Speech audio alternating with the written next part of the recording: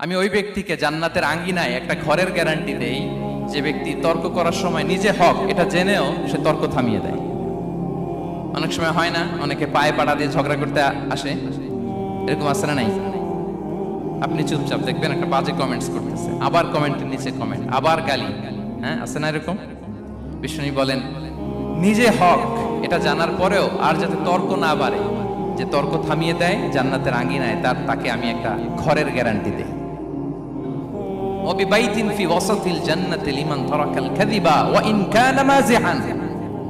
আর ওই ব্যক্তিকে আমি জান্নাতের মাঝখানে একটা ঘরের গ্যারান্টি দেই যে ব্যক্তি কৌতুক করার সময়ও মিথ্যা পরিহার করে।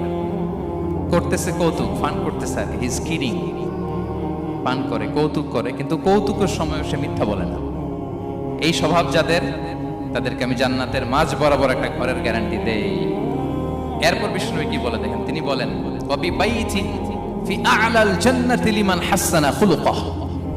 আর জান্নাতের একেবারে হাইস্ট পিক অফ প্যারাডাইস, জান্নাতের সর্বোচ্চ স্তরে আমি একটা ঘর বা একটা বাসভবনের গ্যারান্টি ওই ব্যক্তিকে দেই যে তার আচরণটা সুন্দর করেছে, যে সুন্দর আচরণের অধিকারী হয়েছে, তাকে জান্নাতের হাইস্ট পিকে আমি একটা বাসভবনের গ্যারান্টি দেই। তাহলে বলেন তো আমাদের আচরণটা সুন্দর করার দরকার আছে না নাই? এটা খুব ছোটখাটো একটা আমল, তাই না?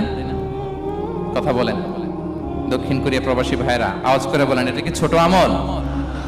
দেখলে সালাম দিব, সুন্দরভাবে কথা বলবো, ভালো উইশ করব, হ্যাঁ, হিংসা জিঘাংসা অহংকার থেকে মুক্ত থাকবো, খিটখিটে মেজাজের হব না, অলওয়েজ স্মাইলিং ফেস থাকবে আমার, হৃদ্যতাপূর্ণ আচরণ। এই কাজটা কি ছোট আমল?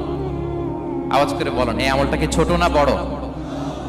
প্রিয় ভাইরা, বিষ্ণু ইসলাম সবার সাথে এরকম মাধুর্যতাপূর্ণ আচরণ করতেন, ছোট থেকে বড়, নারী থেকে পুরুষ, বন্ধু থেকে শত্রু, সবার সাথে সুন্দর আচরণ করতেন।